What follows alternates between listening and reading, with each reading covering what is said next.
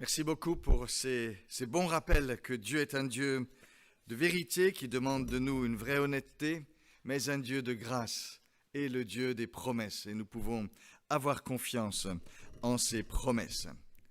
Alors nous allons maintenant ensemble méditer la parole de Dieu, cette parole qui nous a été laissée. Nous sommes encore sur le sermon sur la montagne, nous approchons de la fin.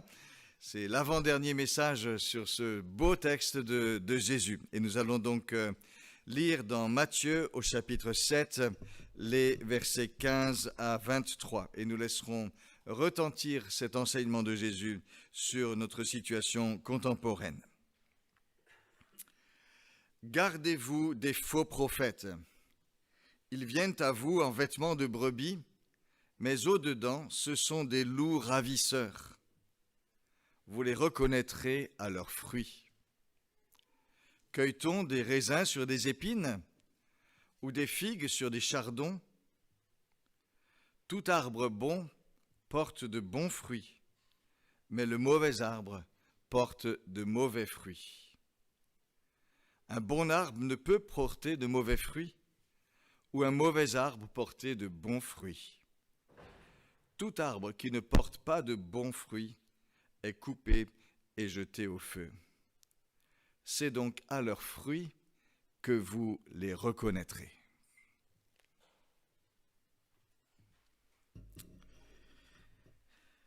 Comment démêler le vrai du faux? Comment distinguer la paille et le bon grain? Nous vivons dans une époque où le rapport à la vérité devient de plus en plus délicat. Comment discerner dans tous les messages que nous recevons entre info et intox, entre enquêtes sérieuses et désinformation, entre rumeurs plus ou moins fondées ou théories du complot qui distillent le soupçon? Des sites lancent des informations fausses qui sont reprises immédiatement par des milliers d'internautes. L'important pour beaucoup, ce n'est pas de vérifier, mais c'est d'être le premier à partager la nouvelle qui fera le plus de buzz. Le souci de la vérité, le souci de la vérification est très loin derrière le désir d'avoir une audience, d'être apprécié par tous, d'être suivi. Et nous vivons de plus en plus dans une espèce d'entre-deux qui mélange la vérité et le mensonge, les informations sérieuses et le grand n'importe quoi. On sait, on en est averti, mais on entre plus ou moins dans le jeu quand même. Ce doux mélange permet aussi quelques libertés. On peut affirmer sans justifier, jeter le soupçon sans prouver. C'est juste un jeu, argue-t-on pour s'excuser. Mais les victimes de ces mensonges, de ces calomnies, de ces petits jeux, elles ont très mal. Certains théorisent même la présentation du mensonge comme vérité. Ce qui compte, c'est l'effet produit par une parole ou par un message, mais pas sa vérité. On a même entendu qu'un mensonge pouvait être déclaré comme un fait alternatif. Quelque chose qui n'a jamais été, ou qui n'a jamais été comme on le dit, serait un fait, mais juste un fait d'une autre nature. C'est consternant, ce genre d'inversion des propos. Et pourtant, nous vivons dans ce mélange-là. Nous vivons dans cette soupe où tout et son contraire se mêlent. Il ne faudrait surtout pas en sourire, ni jouer avec ces choses. C'est sérieux cette affaire-là. C'est sérieux cette affaire-là. Et je dirais que c'est certainement l'un des vrais combats à mener aujourd'hui. Parce que si on ne distingue plus le vrai du faux, si l'on refuse qu'il y a une frontière entre l'un et l'autre, on n'a plus aucune base pour construire sa vie sur ce qui tient. On n'a plus aucune base pour évaluer. On n'a plus aucune base pour condamner l'erreur ou le mensonge ou pour valoriser l'honnêteté et l'équité. Il faut se battre pour cela. Et se battre pour une juste cause, c'est déjà parfois une victoire. Alors Jésus, ici, nous met en garde contre ceux qu'il appelle les pseudo-prophètes. Ils prétendent parler de la part de Dieu. Ils prétendent donner un enseignement selon Dieu. Mais en fait, ils n'ont rien à voir avec Dieu et conduisent très loin de ce que Dieu veut et de la vérité de Dieu. Jésus vient d'inviter ses disciples à suivre le chemin qui mène à la vie. Et Jésus a conscience qu'il y a des personnes qui peuvent détourner de ce chemin et égarer loin de Dieu, tout en ayant des discours très bien ficelés, séduisants, bien polissés.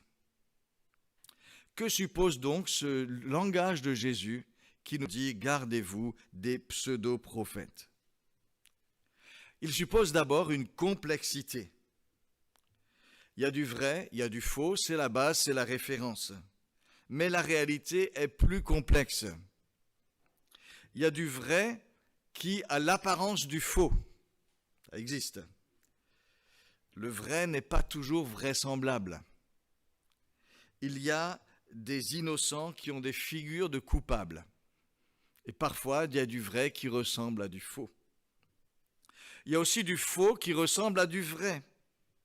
La contrefaçon en est la preuve la plus répandue. Certains mensonges aussi semblent plus vrais que la vérité. Ça existe aussi. Il y a aussi du vrai qui essaye de se faire passer pour du faux. J'ai dit quelque chose que je voulais dire. Et une fois que je l'ai dit, je relativise en disant « je rigole ». Ceci dit, je l'ai quand même dit. Et ça, c'est du vrai qui ensuite essaye de se faire passer pour du faux. Il y a du faux qui essaye de se faire passer pour du vrai. Et c'est ce que Jésus dénonce ici quand il parle des pseudo-prophètes. Oui, c'est un peu complexe si on essaye d'y réfléchir. Et tout cela nous invite à la vigilance. Prenez garde, nous dit Jésus. Et cela demande aussi que nous exercions un vrai discernement. Il s'agira de reconnaître ce qu'il en est de chacun. C'est à leur fruit que vous les reconnaîtrez. Jésus emploie ce mot. Autre complexité, il y a aussi toute la question de l'apparence et de la réalité. Et on l'a déjà évoqué tout à l'heure à propos de ce qui compte vraiment pour Dieu, est-ce qu'il regarde à l'apparence ou au cœur. Jésus parle de personnes qui, extérieurement, semblent douces et inoffensives, comme des brebis. Et pourtant, à l'intérieur, c'est tout le contraire. Ce sont, dit Jésus, des loups, et même des loups ravisseurs. Leur réalité profonde, leurs intentions, ne correspondent pas du tout à la façon dont ils se présentent extérieurement.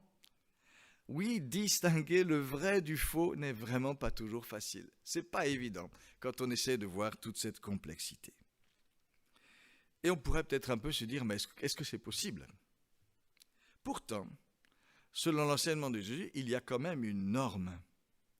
Jésus parle de faux prophètes. Si on parle de faux prophètes, cela suppose qu'il existe une norme de vérité qui permet de reconnaître quelqu'un justement comme un faux prophète, comme s'écartant de la vérité ou comme la falsifiant. Alors c'est peut-être compliqué à discerner, il faut peut-être du temps pour y arriver, mais au bout du temps, on pourra quand même faire la différence entre le vrai et le faux, entre la paille et le bon grain.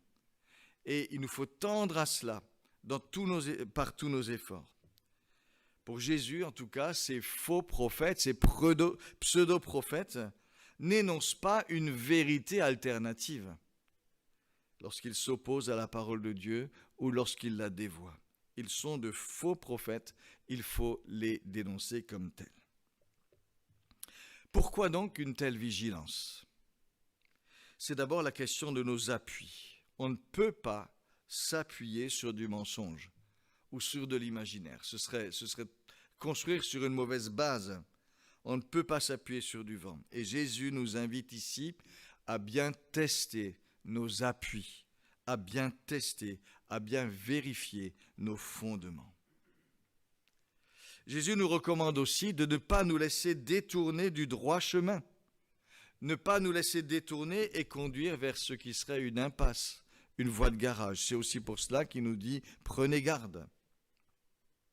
Et on peut dire aussi que certainement que Jésus veut nous éviter d'être emportés à tous les vents. L'apôtre Paul a le même souci, il dit « Ne soyez pas flottants et emportés à tout vent de doctrine, joués par les hommes avec leur fourberie, avec leurs manœuvres séductrices. » Éphésiens 4, verset 14. Et c'est vrai que bien des choses peuvent nous emporter dans tous les sens. Pour les uns, c'est la nouveauté qui va faire partir au quart de tour. Pour d'autres, c'est le sensationnel qui va nous emporter tout de suite. Pour d'autres, c'est la radicalité. On veut quelque chose de pur, d'exigeant, qui demande plus que la moyenne habituelle. Pour d'autres, c'est la recherche du grand frisson. Je vais être saisi, remué, propulsé. Pour d'autres, au contraire, c'est d'être juste bercé, tranquille, surtout pas d'aspérité, de la douceur, rien que de la douceur. Face à tout cela, nous avons besoin de repères, de clarté. Nous pouvons être emportés dans toutes sortes de choses. Il nous faut vraiment avoir cette exigence de clarté, de repères, de cohérence. Mais Jésus nous invite aussi à être nous-mêmes vigilants. Gardez-vous des pseudo-prophètes. Veillez vous-même à ne pas adhérer à tout ce qui passe. Veillez vous-même à ne pas vous offrir comme des brebis sans défense, comme si vous étiez incapable de jugement, de discernement. Gardez votre capacité d'analyse, gardez votre capacité d'évaluation, exercez-la. Il vous revient de discerner le vrai du faux, d'aller au-delà des apparences, au-delà aussi de ce qui vous touche ou de ce qui vous emporterait particulièrement. L'exigence, l'invitation est là. Mais l'exercice n'est pas toujours facile, car les apparences peuvent être trompeuses. Jésus parle de ces loups qui sont déguisés en agneaux. Et ça, c'est vrai des personnes. Il y a des personnes qui savent très bien vous amadouer, vous séduire, vous mettre en confiance, alors que leur intention est d'attirer à eux, d'attirer à leurs idées ou de vous manipuler, de vous prendre sous votre coupe. Il y a des personnes qui agissent comme ça, qui sont des loups déguisés en agneaux. Mais les apparences peuvent être trompeuses aussi en ce qui concerne les idées. Les idées dangereuses ont toujours des emballages séduisants. Et ça, il faut bien se rendre compte, c'est aussi en ce qui concerne les idées que les apparences peuvent être trompeuses et que là aussi, il y a des choses qui relèvent du loup et qui se présentent comme les agneaux. Des choses dangereuses aussi peuvent être présentées de manière comme totalement inoffensive. Essaye, tu verras, c'est cool.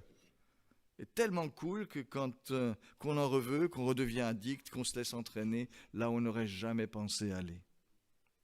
Oui, les apparences peuvent être trompeuses. Et Jésus nous avertit sur cette façon qu'a le mal de se présenter sous un côté séduisant, par des personnes attrayantes et parfois avec des slogans aguicheurs. Tout cela demande que nous soyons vigilants. Alors la question, c'est qu'avec tout cela, avec toute cette complexité, est-ce qu'on va devenir soupçonneux de tout ? Est-ce qu'on va se méfier de tout ce qui semble attrayant ?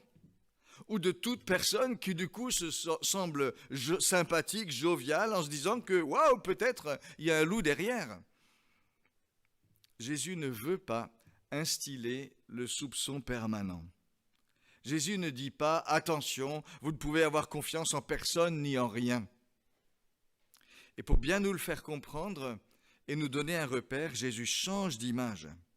Et il dit, c'est vrai, il existe des loups qui se cachent sous l'apparence d'agneaux, ça existe. Mais il y a d'autres choses qui ne trompent pas. Et ce sont en particulier les fruits que porte une vie, à l'image d'un arbre. Aucun arbre ne peut cacher vraiment ce qu'il est. Tôt ou tard, l'identité d'un arbre sera révélée par son fruit. Le fruit dit ce qu'est l'arbre. Les oranges, comme ici, indiquent un oranger, les pommes, un pommier. Aucun doute n'est possible. Le fruit dit aussi la qualité d'un arbre. Un bon arbre porte de bons fruits, un arbre mauvais de mauvais fruits. Et Jésus dit, écoutez, voilà un critère, voilà le critère que vous pouvez utiliser. C'est à leurs fruits que vous les reconnaîtrez. Et Jésus a soin de parler de bons fruits et de mauvais fruits. Ce n'est donc pas le langage qui est décisif, ce ne sont pas les apparences qui sont décisives, mais ce que produisent vraiment les personnes, ou ce que produisent vraiment ce que ces personnes disent. Et Jésus nous invite ici à être attentifs donc sur le long terme. Quels fruits porte tel enseignement, telle idéologie, telle personne? Ça, c'est un critère important. On sait que, par exemple, le nazisme a pu séduire un temps, mais ses fruits sont détestables. Et ils ont révélé ce qui, à la base, était tordu.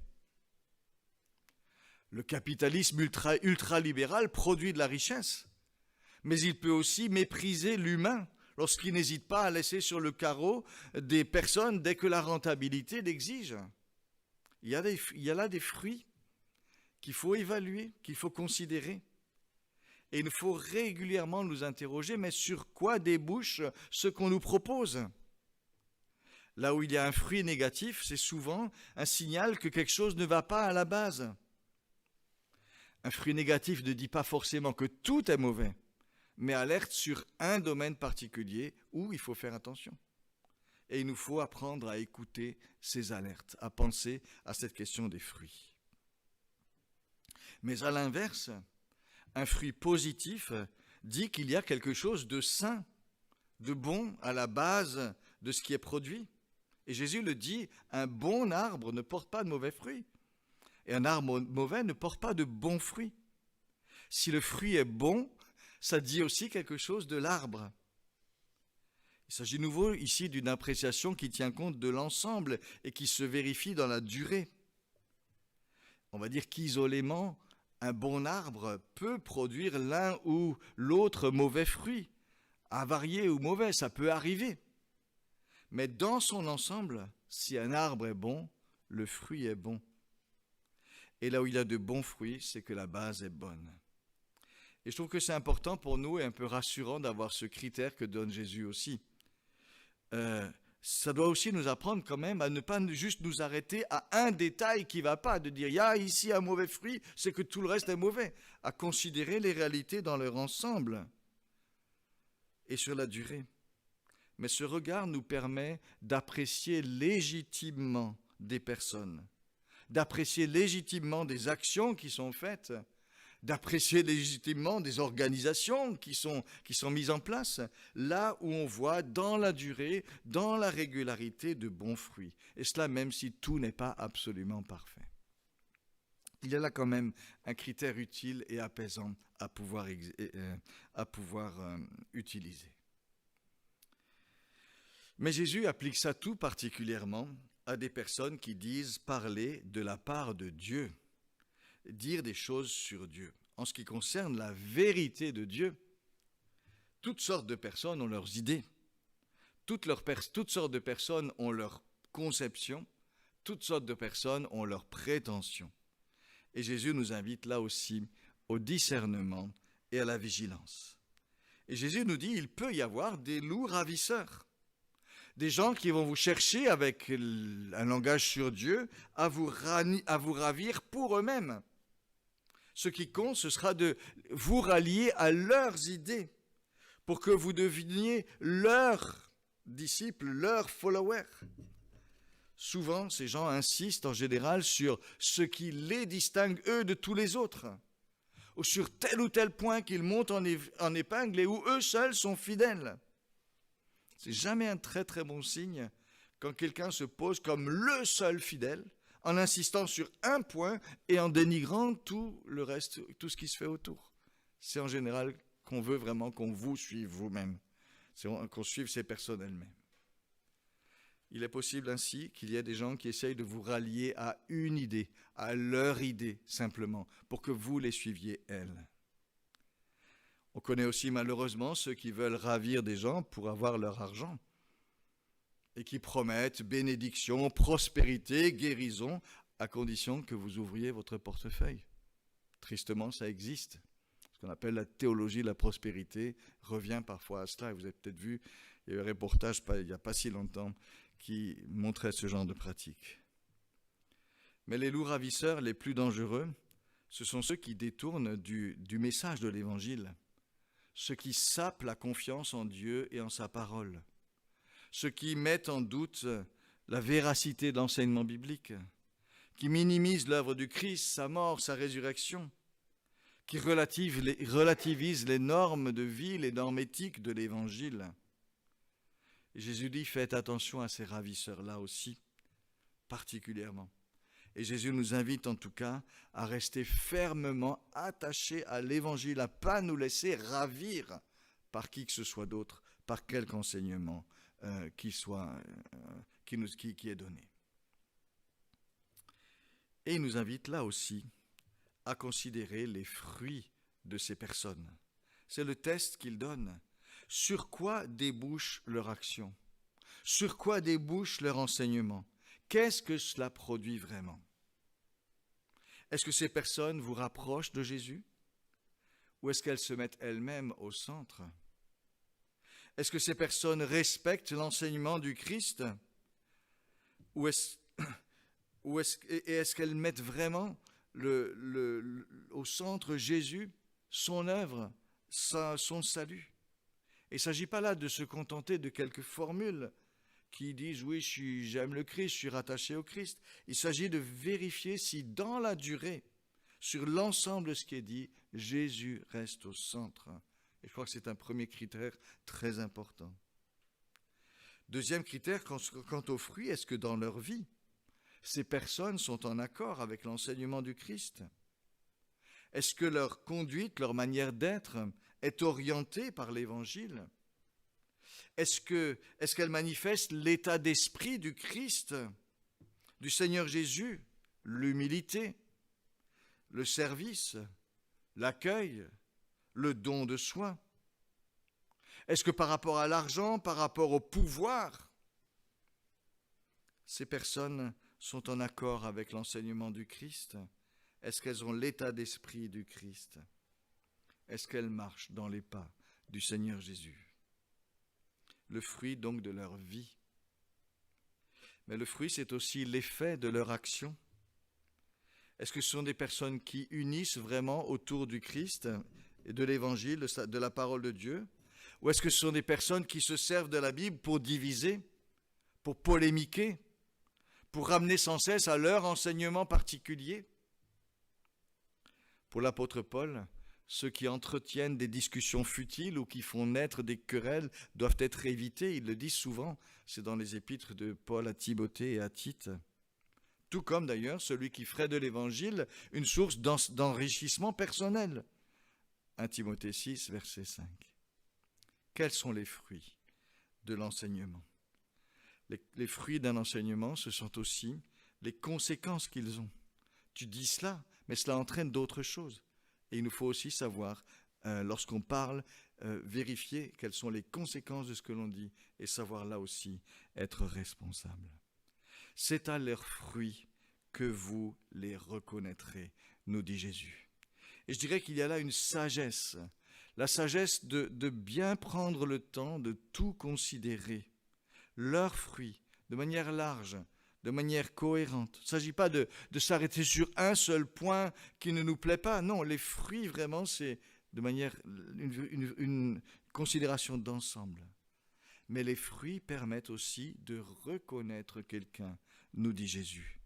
Autrement dit, une base de confiance est possible là où les bons fruits de l'Évangile sont présents, là où ils sont manifestes. Les fruits examinés dans leur ensemble, dans la durée, sont un critère qui est fiable et ce qui permet vraiment d'avoir aussi une vraie confiance mutuelle et de ne pas être tout le temps dans le soupçon. Ce que nous produisons, ce qui émane de nous dans l'ensemble et dans la durée, dit vraiment ce que nous sommes. Dernière question sur les fruits. Est-ce que le succès est un fruit qui permet d'évaluer une personne? Certains en font leur argument. Mais le nombre d'adeptes ne veut rien dire quant à la fidélité de ce que l'on enseigne ou quant à l'approbation de Dieu, il faut le dire. Des prophètes fidèles ont été impopulaires, ont prêché dans le désert, on le voit dans la Bible. Et il est facile, pour avoir du succès, de donner aux gens ce qu'ils ont envie d'entendre. Paul met en garde contre cela. Dans 1 Timothée 4, versets 3 et 4, il dit « Il viendra un temps où les hommes ne supporteront plus la saine doctrine, ils se donneront une foule d'enseignants selon leurs propres désirs, qui détourneront l'oreille de la vérité et se tourneront vers les fables. » La démangeaison d'entendre des choses agréables. Ça, c'est une clé du succès pour certaines personnes. C'est la fidélité à l'évangile qui est le critère décisif. Le fruit à rechercher, c'est d'abord celui-là. Bien sûr, c'est à Dieu de faire prospérer ensuite l'enseignement, et c'est un beau signe de la bénédiction de Dieu. Mais ne faisons pas du succès un critère de vérité. C'est à leurs fruits que vous les reconnaîtrez, nous dit Jésus. C'est là qu'est la vérité d'une personne, globalement. Et nous ne pouvons pas, en ayant entendu cela, ne pas nous interroger à notre tour et nous dire « Et moi, à quoi me reconnaît-on? Et moi, comment est-ce que je cherche à être reconnu? Qu'en est-il des fruits de ma vie ?» Et pour nous aussi, il est facile de veiller surtout aux apparences. Ce qui compte, c'est qu'extérieurement, tout soit correct, que je donne une belle image de moi. Et alors, je travaillerai surtout à préserver mon image. Et Jésus nous avertit ici en disant, ne confonds pas le vêtement dont tu te pares, comme ces loups qui peuvent se déguiser en agneau, et le fruit qui dit ta vérité profonde. Ne confonds pas le paraître et l'être. Le Seigneur, l'homme regarde à ce qui frappe les yeux, mais le Seigneur regarde au cœur, à ce qui est véritablement. Le fruit qui dit ta vérité, c'est ce que tu es sur l'ensemble de ta vie, sur l'ensemble de tes réactions, dans l'ensemble de tes relations, sur l'ensemble de tes actions. Et c'est ce fruit-là que tu dois travailler. C'est à ce fruit-là que tu seras reconnu par le Seigneur et par les hommes. C'est ce fruit-là qui dit ton authenticité. Veille sur ce fruit. Veille sur ta réalité profonde. Veille sur les sources de ta vie.